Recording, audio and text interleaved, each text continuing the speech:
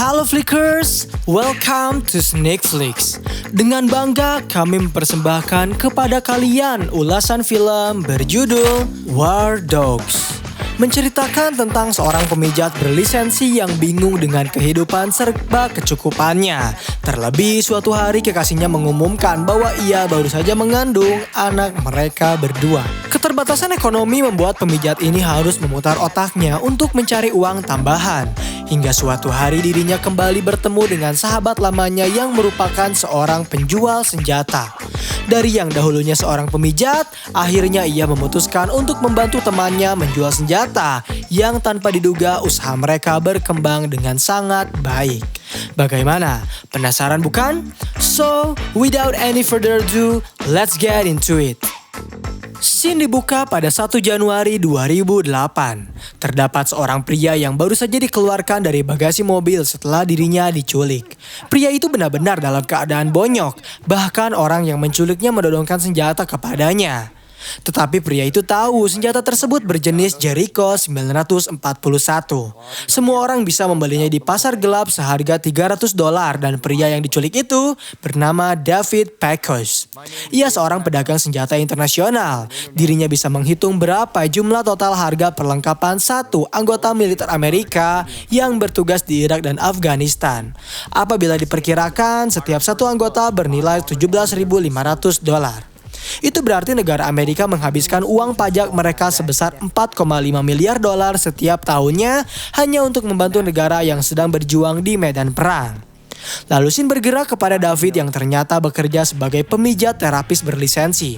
Saat itu ia sedang berada di dalam mobilnya, menghisap ganja sembari menunggu kliennya. Ketika sedang menikmati selinting ganja di tangan, David dihampiri oleh seorang polisi yang menegurnya untuk tak parkir sembarangan serta menghisap ganja sembarangan. Beruntungnya David berhasil meyakinkan polisi jika ia hanya sedang menunggu kliennya saja. Tak lama kemudian David pun pergi dan mulai melayani kliennya dengan cara memijat. Tak ada yang spesial di kehidupan David terkecuali para klien nakal yang selalu minta dionanikan olehnya. Tak sedikit pula beberapa klien yang sengaja untuk memperlihatkan kemaluannya kepada David, bahkan mereka rela membayarnya sebanyak $75 untuk setiap jamnya. Namun David merasa itu semua harus ia ubah karena biaya hidup yang semakin mahal. Hingga akhirnya ia memutuskan untuk menghabiskan seluruh tabungannya demi membeli spray premium sebanyak 65 buah agar bisa menjadi seorang bisnismen. Pasar yang David incar adalah para lansia. Ia mencoba untuk mendemonstrasikan produknya kepada pengelola dan sangat yakin jika para lansia akan sangat cocok dengan spray yang dirinya miliki. Tetapi alih-alih mendapat untung, David justru menerima buntung setelah produknya ditolak dengan alasan tak ada yang peduli dengan orang tua. Setelah pergi dari panti jompo, David menghadiri acara pemakaman rekannya yang bernama Pete. Ia juga bercerita kepada salah satu temannya terkait kegagalan bisnis yang baru saja ia jalankan. Ketika sedang berbincang, David tiba-tiba melihat teman lamanya yang bernama Ephraim DeFroley. Ia adalah sahabat baik dari David sejak mereka berdua masih kecil. Sayangnya, Ephraim harus pindah karena tinggal bersama pamannya. Setelah pemakaman temannya selesai, mereka berdua menyempatkan untuk bertemu. Ephraim mengaku ia tak terlalu kenal dengan Pete karena tujuannya kemari hanyalah hanya untuk bertemu dengan David. Lalu Ephraim juga menawarkan tumpangan pulang kepadanya.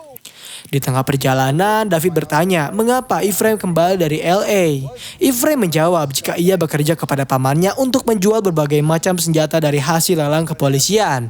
Lalu mereka menjual kembali di internet. Suatu bisnis yang sangat mudah baginya karena paman dari Ephraim saja pernah mencuri hingga $70.000. Tetapi hari ini ia ingin mencoba peruntungannya untuk membuka usaha baru sendiri. Tentu saja hal itu membuat David tergiur, sementara Ephraim tertawa saat mendengar pekerjaan yang sedang David lakoni, yaitu menjadi pemijat onani khusus para pria kaya raya. Karena mereka sudah lama tak bertemu, David mengajaknya untuk membeli ganja seperti apa yang pernah mereka lakukan dahulu. Beruntungnya, Ephraim mengenal salah satu pengedar ganja terkenal. Namun ketika ia tak mendapatkan jawaban dari ketukan pintu kamar, sekelompok pria menawarkan barang tersebut dengan harga $300 kepadanya dan Ephraim tak masalah dengan hal itu. Tetapi ketika ia sedang menunggu barangnya, sekelompok pria itu justru saling berbicara satu sama lain dan menghiraukan perkataan dari Ephraim. Rupanya mereka mencoba untuk menipunya, bahkan mereka mengancam agar pergi dari sini dengan cara memperlihatkan senjata yang mereka miliki. Mengetahui dirinya ditipu, Ephraim tertawa. Lalu ia kembali ke mobilnya, membuka bagasinya, dan mengambil senjata assault yang langsung ia tembakkan ke atas langit guna menakut-nakuti para pria yang telah menculiknya. Melihat Ephraim memegang senjata membuat David cukup terkejut. Ephraim mencoba menenangkannya dengan memberitahu bahwa ia memiliki lisensi kesenjataan tingkat 3. Setelah mereka berpisah, David mencoba mengadu kepada kekasihnya bernama Is. Sebenarnya Is tahu David sedang teler karena ia bisa melihat dari matanya. Saat itu juga David mengeluh lapar dan bertanya terkait persediaan makanan yang mereka miliki. Tetapi yang Is tawarkan justru bukan sebuah makanan, melainkan tubuhnya yang langsung dilahap dengan cepat oleh David. Keesokan harinya mereka berdua kembali bertemu. Disinilah Ephraim mulai menjelaskan mengenai bisnis yang ia miliki, di mana ia dan pamannya sering memperhatikan forum situs jual beli senjata di Fed Biz of Bs. Itu seperti sebuah peluang bisnis federal. Pemerintah Amerika rupanya menyediakan forum tersebut agar orang-orang dapat membeli senjata secara legal. Tak hanya senjata peralatan perang lainnya pun lengkap di sana yang membuat David benar-benar tercengang. Setelah itu mereka mulai menghisap bong dan kembali bercerita tentang masa lalunya. Ephraim kembali menjelaskan ia telah berhasil meraup untung sebanyak $200,000 hanya dalam jangka waktu 8 minggu saja. Itulah mengapa ia terkejut mengetahui David masih bekerja sebagai pemijat. Memang, David cukup kebingungan dengan situasi sekarang. Terlebih ketika kemarin ia pulang ke rumah, Is mengabarkan jika dirinya hamil yang membuat David harus kembali memutar otaknya. Ketika bertemu dengan Ephraim, David menceritakan itu semua yang langsung Ephraim respon dengan mengajaknya bekerja sama untuk memajukan industri persenjataan perang. Karena yang Ephraim dengar, gerbong akan segera dibuka menuju Irak. Hal yang pertama David lakukan setelah memutuskan untuk bekerja sama dengan Ephraim adalah mempelajari hal-hal dasar tentang persenjataan. Dimulai dengan berbagai macam jenis hingga membuat David harus semalaman melakukan scrolling di website pemerintah untuk melihat kontrak kadaluarsa yang bisa mereka gunakan untuk bertransaksi. Tak hanya itu, kali ini mereka benar-benar serius untuk mengembangkan bisnis perjualbelian senjata skala internasional. Dimulai dengan Ephraim yang menghampiri rekannya bernama Rob Slutsky untuk meminta bantuan dana suntikan kepada mereka dengan penawaran, Rob akan menerima 25% hasil dari setiap penjualan senjata yang mereka berhasil dapatkan dan mulai mendirikan perusahaannya sendiri bernama AEY. Rob adalah seorang pengusaha laundry. Ia memiliki 14 cabang di seluruh penjuru Miami dan itulah mengapa Ephraim meminta bantuan kepadanya. Setelah berhasil meyakinkan Rob untuk menyuntikkan dana kepada perusahaan mereka, akhirnya mereka memutuskan untuk pergi ke klub dan membahas terkait bisnis mereka berdua. Tetapi entah mengapa Ephraim adalah tipikal pria gemuk dan mesum. Dirinya justru menghampiri seorang wanita untuk mengajaknya berkencan. Ia berani membayar uang yang cukup mahal agar wanita itu mau dikencani olehnya. Namun tanpa Ephraim sadari, seorang pria berbadan besar datang dari belakang menghajarnya hingga tak sadarkan diri. Melihat rekannya terkapar membuat David mencoba untuk melawan. Sayangnya David pun justru terkena hantaman yang membuat mereka berdua terkena usiran di klub. Karena tak ada tempat lain, mereka akhirnya memutuskan untuk pergi ke sebuah warung fast food. Saat sedang menunggu menu, David tiba-tiba mendapatkan sebuah telepon dari kliennya yang ingin membeli sejumlah senjata berjenis Beretta untuk dikirimkan ke Baghdad, Irak. Tentu saja hal ini membuat mereka berdua sangat amat senang. David juga rela meninggalkan Is terlebih dahulu agar ia bisa mengontrol penuh persenjataan tersebut. Ephraim menjelaskan 30% hasil yang David miliki dari kesepakatan tersebut setara dengan $180,000. Itu adalah uang yang sangat fantastis untuknya. Namun dalam setiap bisnis perjalanan tak selalu berujung dengan indah. Begitu juga dengan perjalanan dari Ephraim dan David. Setelah Ephraim memiliki ide untuk mengirimkan senjata mereka melalui Jordania, pada malam harinya ia justru menghampiri David yang sedang mengadakan makan malam untuk memberitahu bahwa Bea Cukai Jordania baru saja berhasil menyita Beretta milik mereka. Di waktu yang sama, klien mereka bernama Kapten Jones mulai bertanya terkait kondisi senjata miliknya. Baik David maupun Ephraim sama-sama panik hingga akhirnya berujung pembatalan sepihak di mana Jones muak dengan perkataan mereka. Tanpa diduga pula ketika mereka sedang berbincang, Is ternyata mendengar percakapan itu yang membuat dirinya merasa dibohongi hingga terpaksa David mencoba untuk menghiburnya. Saat sedang berbincang berdua, Ephraim kembali datang meminta kepada David untuk segera bersiap karena mereka akan pergi ke Baghdad dengan segera. Keesokan harinya mereka berdua disambut oleh seorang anak kecil penerjemah yang membawanya ke seorang mafia senjata. Anak kecil itu mengaku izin tinggal mereka berdua telah melebihi batas. Meskipun begitu, rekannya tetap bisa membantunya melacak senjata yang mereka sedang cari. Tetapi perasaan Ephraim merasa tak enak. Ia tak mau menggantungkan bisnis mereka di hadapan anak lelaki kecil berusia 11 tahun. Namun tanpa diduga oleh mereka, ternyata anak kecil tersebut justru tak menipu, melainkan memperkenalkan David dan Ephraim kepada seorang penyelundup terbaik di Irak bernama Marlboro. Awalnya David ragu, ia lebih memilih untuk mengambil kembali senjata yang telah disita oleh pihak Jordania. Sayangnya, Ephraim memiliki ide yang berbeda. Dirinya justru percaya kepada Marlboro dan yakin mereka bisa dibantu olehnya. Karena tak ada pilihan lain, dengan terpaksa David pun setuju. Mereka harus menempuh jarak sepanjang 310 km untuk tiba di Irak. Di tengah perjalanan, David terus mempertanyakan apakah mereka aman menempuh jalur darat menuju Irak dan berapa persen tingkat keselamatan mereka. Marlboro meyakinkan mereka berdua bahwa tingkat keselamatan mereka sebanyak 50% dan tingkat kematian mereka pun berada di angka 50%. Malam pun tiba. Jalanan semakin tak terlihat akibat akses lampu yang tak memadai. Ketika mereka sedang melamun, David menyadari ada sesuatu di hadapan mereka yang menghadang jalan sehingga dirinya berteriak kepada Marlboro. Ketika mereka berhenti, ternyata itu adalah pasukan militer perbatasan Irak yang bertanya terkait tujuan mereka ke sana. Awalnya semua tampak menegangkan. Sorot lampu tertuju kepada mereka bertiga. Baik David maupun Ephraim tak bisa berkata apa-apa, hingga akhirnya Marlboro mengeluarkan 3 selop rokok terbaik untuk ia berikan kepada para tentara tersebut. Rupanya cara itu berhasil membuat mereka mendapat jalan mereka kembali, hingga David dan Ephraim pun bisa tertidur dengan nyenyak. Saat mereka terbangun, rupanya mereka berada di tempat pengisian bahan bakar. David sempat keluar dari truk untuk menghirup udara segar. Tetapi ketika ia masuk ke dalam sebuah toko, dirinya menemukan sebuah mayat yang membuatnya berteriak lalu lari menghampiri Ephraim. Ephraim yang sedang tertidur langsung dikejut dibuatnya. Ia meminta kepada David untuk tetap tenang karena itu adalah hal yang sangat lumrah ketika mereka sedang berada di zona perang. Lalu Ephraim keluar dari truk untuk buang air kecil. Ia juga bisa melihat Marlboro yang sedang mengisi bahan bakar minyak menggunakan sebuah dirigen. Saat semua orang sedang keluar, David menyempatkan diri untuk menelpon Is hanya untuk sekedar memberinya kabar jika ia baik-baik saja dan sedang menyantap sarapan di hotel. Ya, David merahasiakan semua ini. Ia berpura-pura kepada Is jika dirinya dan Ephraim adalah rekan kerja bisnis di bidang penjualan spray. Namun saat sedang menelpon Is, David sadar 2 buah mobil dengan beberapa orang di dalamnya datang menghampiri mereka, yang membuat ia berteriak menyuruh Ephraim untuk segera masuk. Melihat adanya serangan membuat Ephraim tak mempedulikan Marlboro. Ia langsung menyalakan truk dan melajukannya begitu saja. Beruntung saat itu Marlboro baru menyelesaikan tugasnya dan mencoba untuk meraih truk hingga akhirnya ia berhasil. Setelah itu, dirinya mengisi bahan bakar agar Ephraim bisa melajukan truk lebih cepat. Ketika para teroris itu hampir saja berhasil mendekati truk, mereka tiba-tiba saja berhenti saat melihat pesawat sekaligus 2 buah truk dari militer Amerika yang ternyata datang untuk membantu. Akhirnya mereka berhasil selamat hingga bertemu dengan Kapten John secara langsung. Melihat etos kerja yang diperlihatkan oleh perusahaan AEY begitu besar membuat Kapten benar-benar bangga. Ia juga memverifikasi terlebih dahulu surat-surat persenjataan milik David dan Ephraim sebelum akhirnya meminta anak buahnya untuk membayar mereka berdua. Saat sedang menunggu pembayaran, salah satu tentara memberitahu jika semua uang mereka adalah hasil sitaan dari The Godfather alias Saddam Hussein. Dan ketika Ephraim serta David kembali ke Amerika, mereka berhasil meraup hampir $3 juta dalam bentuk cash.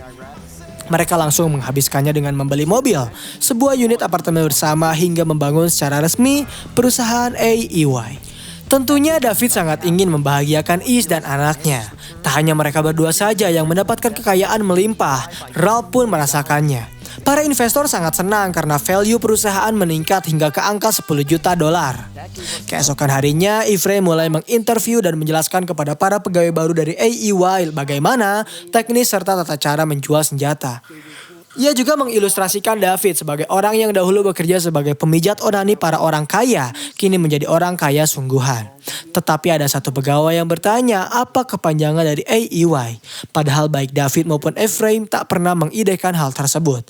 Karena mungkin saat itu Ephraim mendapatkan sekak darinya, ia memutuskan untuk mengusir pegawai tersebut dari kantor AEY.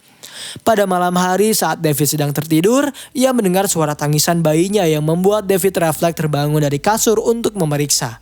Sembari menidurkan kembali bayinya, ia melihat laptop dan betapa terkejutnya David dengan apa yang ia lihat. Dirinya bahkan rela membangunkan Ephraim terlebih dahulu. Saat mereka masing-masing membaca penawaran tersebut, Ephraim membacakannya.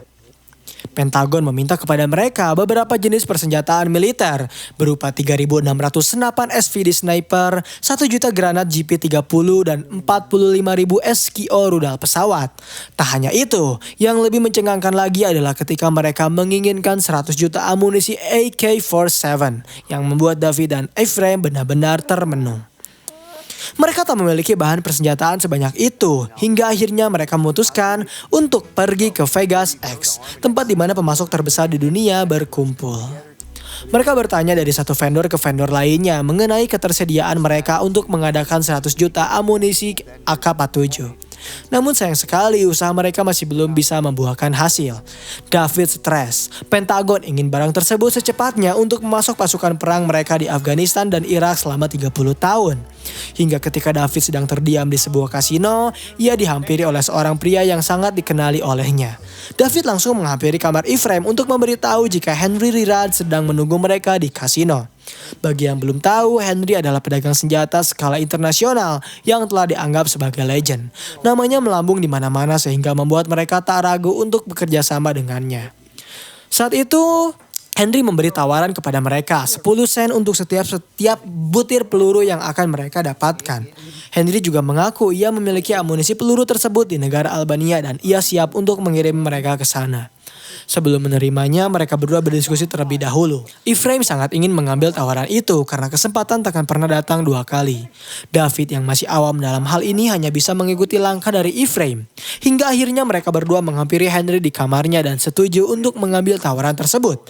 Dengan cepat mereka diterbangkan menuju Albania. Di sana mereka dijemput oleh sopir utusan Henry hingga ke gudang persenjataan milik tentara Albania. Mereka bahkan disambut di sana. Setelah diperlihatkan barang yang hendak mereka beli, Ephraim sempat bertanya berapa umur dari semua amunisi ini. Salah satu utusan Henry menjawab jika mereka telah menyimpannya selama 30 hingga 40 tahun. Apabila mereka ingin mencobanya bisa, mereka mempersilakannya. Dan benar saja, Ephraim langsung mengambil senjata AK-47 lalu menembakkannya ke arah yang acak.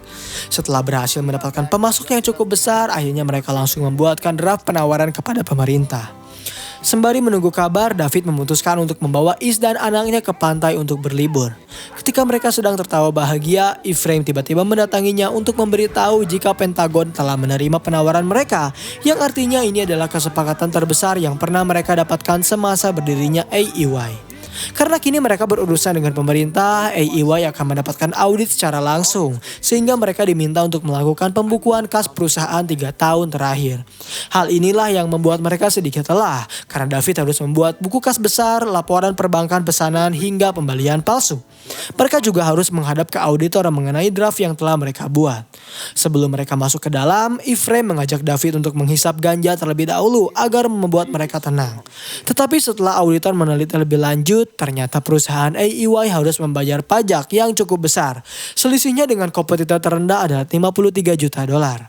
Hal tersebut tentu membuat Ephraim benar-benar marah. Ia tak menyangka jika pemerintah akan selicik ini. Dan disinilah permasalahan mulai muncul satu demi satu. Keesokan harinya David diminta untuk menghadap pada Is yang ingin menunjukkan sesuatu. Ia menemukan sebuah foto berisi pembelian senjata. Tak hanya itu, ia juga menemukan sejumlah uang pecahan dolar di dalam wastafel milik mereka. Ia bertanya apa yang sebenarnya terjadi dan apa yang sedang David sembunyikan darinya. David hanya bisa terdiam. Ketika ia mencoba untuk menjelaskan, Is justru memutuskan untuk tinggal di rumah ibunya terlebih dahulu. Karena tak mau bisnisnya terganggu, David mencoba untuk berfokus. Ia menyiapkan berbagai surat untuk pergi ke Albania selama beberapa minggu. Ia juga membuat draft perjanjian pembagian hasil dengan Ephraim yang sebanyak 70% dan 30%. Ketika David tiba di Albania, ia langsung disambut oleh Baskim. Setibanya di sana, David langsung bekerja mengawasi pengiriman 100 juta amunisi AK-47 tersebut.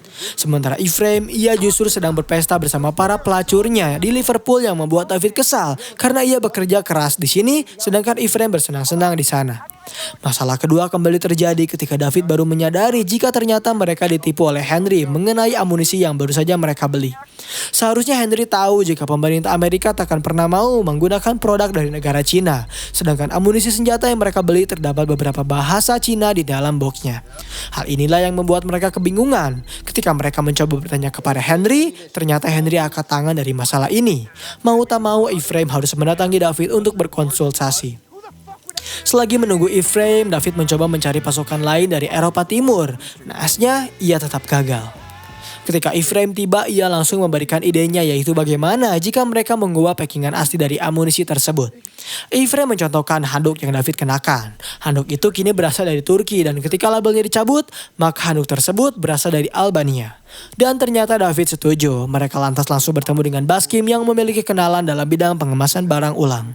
Kesepakatan mulai terjalin di mana saudara dari Baskim setuju untuk mengemas ulang barang tersebut selama 8 minggu dengan pengerjaan oleh 5 orang dan bayaran sebanyak $100,000. Mendengar biaya pengemasan ulang hanya sebesar $100,000 membuat mereka tercengang. Karena dengan begitu mereka bisa menghemat biaya ongkos pesawat untuk dikirimkan ke Afghanistan. Tetapi ide tersebut bukanlah ide yang bagus untuk jangka lama. Karena masalah kembali bermunculan ketika Ephraim tahu jika ternyata Henry menipu mereka dengan melipat gandakan hingga 400 kali dari harga asli amunisi yang baru mereka beli. Saat itu Ephraim sempat ingin menarik kembali kesepakatan di antara mereka, namun David menolaknya. Ia memberitahu dirinya tak bisa menarik begitu saja kesepakatan dengan orang yang bukan tandingannya. Tapi tanpa sepengetahuan David, Ephraim justru menarik kesepakatan tersebut. Ketika David sedang tertidur, 2 orang pria mendatanginya dan menculiknya, membawanya ke sebuah tempat lalu ia dihajar habis-habisan di sana. Ternyata orang yang menculiknya adalah Henry. Ia kesal karena David membatalkan kesepakatan secara sepihak sehingga ia ingin memberinya pelajaran. Lalu setelah merasa cukup, David ditinggalkan sendirian begitu saja. Karena kesal Ephraim melakukan suatu hal tanpa sepengetahuannya, David memutuskan untuk kembali ke Miami. Ia berjanji kepada Enver akan kembali lagi dan membayar seluruh pekerja pengemasan amunisi miliknya. Saat David hendak pergi, seorang wanita mendatanginya bertanya terkait keberadaan dari Baskim yang telah menghilang selama beberapa hari. David benar-benar mendapat pukulan telak. Ia tak tahu harus berpikir apa hingga memutuskan untuk mengadu kepada Is. Dirinya meminta maaf dan mengaku salah telah berhenti dari pekerjaannya. Perkataan David tak main-main, ia memang benar mendatangi AEY dan memberinya surat pengunduran diri lengkap dengan permintaan bagiannya. Tetapi Ephraim menolak karena David tak bisa berhenti di tengah jalan begitu saja. David tak peduli, ia bahkan siap menyewa segera pengacara untuk berargumen dengannya. Saat masing-masing di antara mereka mengalami sengketa, Ralph datang untuk menengahinya, mencoba memberi jalan tengah agar mereka mau berbaikan. Namun alih-alih berbaikan, David justru kembali memperburuk suasana setelah ia memberitahu kepada Ralph tentang apa yang sebenarnya mereka jual.